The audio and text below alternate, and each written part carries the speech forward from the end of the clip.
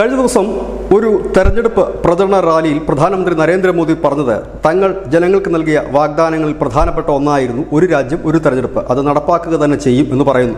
ഇതിനോടൊപ്പം തന്നെ സെൻസസിന്റെ നടപടികൾ ആരംഭിച്ചു കഴിയുകയും ചെയ്തിരിക്കുന്നു. ഇവിടെയാണ് പ്രസക്തമായ രാഷ്ട്രീയ പാർട്ടികൾ ഭയക്കുന്ന ഒരു വലിയ കാര്യം സംഭവിക്കാൻ പോകുന്നത്. 2029 മുതൽ അങ്ങനെയെങ്കിൽ BJPയെ തോൽപ്പിക്കുക പ്രയാസകരമായി മാറും.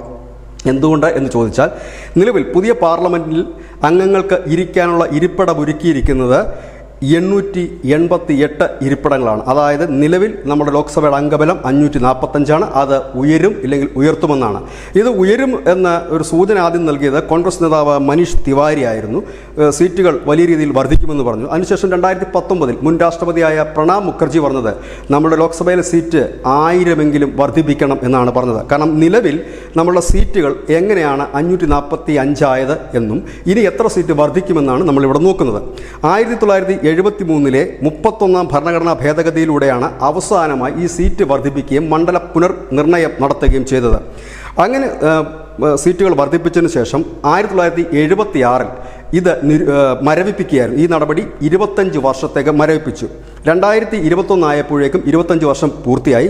വീണ്ടും അത് 25 വർഷത്തേക്ക് മരവിപ്പിക്കുകയാണ് അന്നത്തെ സർക്കാർ ചെയ്തത്. അതായത് 1973 ശേഷം ജനസംഖ്യാനുപാതകമായി സീറ്റുകൾ വർദ്ധിച്ചിട്ടില്ല. ഇപ്പോൾ അതിൻ്റെ കാലയളവ് 2026 അവസാനിക്കുകയാണ്. ആ അവസാനിക്കുന്നതിന് തൊട്ട് മുൻപ് തന്നെ ഇപ്പോഴത്തെ നിലവിലെ കേന്ദ്ര സർക്കാർ ഡീലിമിറ്റേഷൻ കമ്മീഷൻ രൂപീകരിക്കാനുള്ള ശ്രമം തുടങ്ങിയിരിക്കുന്നു. അതായത് 2026 ഇനി അത് മരവിപ്പിക്കില്ല, പകരം കൂടുതൽ അംഗങ്ങൾ വരും എന്ന് ഏറെക്കുറെ ഉറപ്പായിരിക്കുന്നു. പുതിയ കമ്മീഷൻ രൂപീകരിക്കുന്ന നടപടികളിലേക്ക് കേന്ദ്രം നീങ്ങി തുടങ്ങിയിരിക്കുന്നു. അതായത് സെൻസസിൻ്റെ നടപടികൾ പൂർത്തിയായി കഴിഞ്ഞാൽ ജനസംഖ്യയുടെ കണക്ക് കിട്ടും. അതനുസരിച്ചിട്ട് മുൻപോട്ട് പോവുകയായിരിക്കും ചെയ്യുന്നത്. ഇനി എങ്ങനെയാണ് ഈ സീറ്റ് വർധനവ് വരുന്നത് എന്ന് നമുക്ക് നോക്കാം.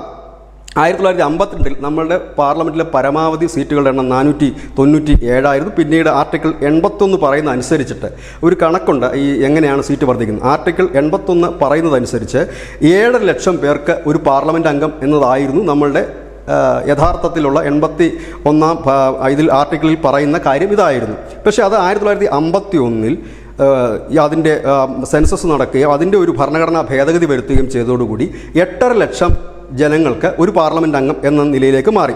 2001 സെൻസസ് നടന്നുവെങ്കിൽ പോലും മണ്ഡല പുനർനിർണയമോ അല്ലെങ്കിൽ സീറ്റ് വർധനവോ ഉണ്ടായിട്ടില്ല. അതായത് 8.5 ലക്ഷം പേർക്ക് ഒരു MP എന്ന കണക്കനുസരിച്ചാണെങ്കിൽ, അതായത് 2001 കണക്ക് ജനസംഖ്യയുടെ സെൻസസ് കണക്കനുസരിച്ചാണെങ്കിൽ UPക്ക് മാത്രം 7 സീറ്റ് കൂടേണ്ടതായിരുന്നു, കൂടിയില്ല. ഒപ്പം തന്നെ തമിഴ്നാടിന് 7 സീറ്റ് കുറയേണ്ടതായിരുന്നു, അത് സംഭവിച്ചിട്ടുമില്ല. ഇപ്പോൾ വീണ്ടും സെൻസസ് നടപടികളിലേക്ക് നമ്മൾ കടന്നിരിക്കുന്നു. 2024 2026 ആകുമ്പോൾ സെൻസസ് നടപടികൾ പൂർത്തിയാക്കും. നിലവിലെ നമ്മളുടെ രാജ്യത്തിലെ ജനങ്ങളുടെ അല്ലെങ്കിൽ ആ അംഗബലം അനുസരിച്ച് 140 കോടി ഉണ്ട് എന്നാണ് പറയുന്നത്. അങ്ങനെയെങ്കിൽ സീറ്റുകൾ എത്രത്തോളം വർദ്ധിക്കുമെന്നും കൂടി നമുക്ക് നോക്കാം. അങ്ങനെ നോക്കുമ്പോൾ നമ്മളുടെ സീറ്റുകളുടെ എണ്ണം 848 വരും. അതായത് 545 ലോക്സഭാ സീറ്റുകൾ എന്നുള്ളത് 848 സീറ്റായി വരും. ഇവിടെ ഭരണം പിടിക്കാൻ വേണ്ടത് അല്ലെങ്കിൽ ഭരിക്കാൻ വേണ്ടത് 425 സീറ്റുകളാണ്. UPയിൽ മാത്രം, അതായത് 25 കോടിയാണ് UPയിലെ ജനസംഖ്യയുടെ കണക്ക്. അങ്ങനെയെങ്കിൽ UPയിൽ മാത്രം 143 സീറ്റുകൾ വർദ്ധിക്കുമെന്നാണ് പുതിയ കണക്ക്. ഒപ്പം തന്നെ ബീഹാർ, മധ്യപ്രദേശ്, രാജസ്ഥാനിലും സീറ്റുകൾ വർദ്ധിക്കും. കേരളത്തിലും മറ്റ് ദക്ഷിണേന്ത്യൻ സംസ്ഥാനങ്ങളിലും സീറ്റ് വർദ്ധിക്കാനിടയില്ലെങ്കിലും നിലവിലുള്ള സ്ഥിതി തുടരും എന്ന് തന്നെയാണ് ഇപ്പോൾ നമുക്ക് ഈ കണക്കുകളിൽ നിന്നും മനസ്സിലാകുന്ന കാര്യം. ഏതായാലും ഈ നിലവിൽ ഇപ്പോഴിത് ഈ മണ്ഡല പുനർനിർണയവും ഒപ്പം തന്നെ സീറ്റ് വർധനവിനും കേന്ദ്ര സർക്കാരും പ്രതിപക്ഷ പാർട്ടികളുമൊക്കെ ആവശ്യപ്പെടുന്നതിന് പ്രധാനപ്പെട്ട കാരണം നിലവിൽ ഒരു ലോക്സഭാ മണ്ഡലത്തിൽ ശരാശരി 13 തൊട്ട് 20 ലക്ഷം പേർ വരെ ഒരു ലോക്സഭാ മണ്ഡലത്തിൽ നിലവിലുണ്ട്. അത് 10 ലക്ഷം പേർക്ക് 1 എന്ന കണക്കിലാണ് നമ്മൾ നേരത്തെ പറഞ്ഞ കണക്ക്. നിലവിൽ അതല്ല കണക്ക്. 8.5 ലക്ഷം പേർക്ക് ഒരു പാർലമെൻറ്റ് അംഗമെന്ന നിലയിലാണ് ഇപ്പോൾ പോകുന്നത്. നമുക്ക് തന്നെ അറിയാം, നമ്മുടെ ഒരു പാർലമെൻറ്റ് മണ്ഡലത്തിൽ 8.5 ലക്ഷമല്ല ജനങ്ങളുള്ളത്. അത് 10 ലക്ഷവും 13 ലക്ഷവും 14 ലക്ഷവുമുള്ള മണ്ഡലങ്ങൾ കേരളത്തിൽ പോലുമുണ്ട്. അത് 10 ലക്ഷത്തിന് ഒരു MP എന്ന നിലയിലാണെങ്കിൽ പോലും വലിയ രീതിയിൽ സീറ്റ് വർദ്ധിപ്പിക്കും. അതായത് 848 സീറ്റിലേക്ക് അത് മാറുകയും ചെയ്യും.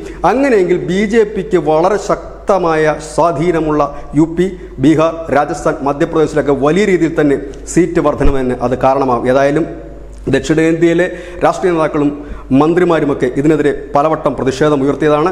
സെൻസസ് നടപടികൾ പൂർത്തിയായി കഴിഞ്ഞാലുടൻ ഈ മണ്ഡല പുനർക്രമീകരണങ്ങളും ഒപ്പം തന്നെ സീറ്റ് വർധനവിലേക്കും കേന്ദ്രം കടക്കുമ്പോൾ പ്രക്ഷോഭങ്ങളും കടുക്കും. News desk news India Malayalam.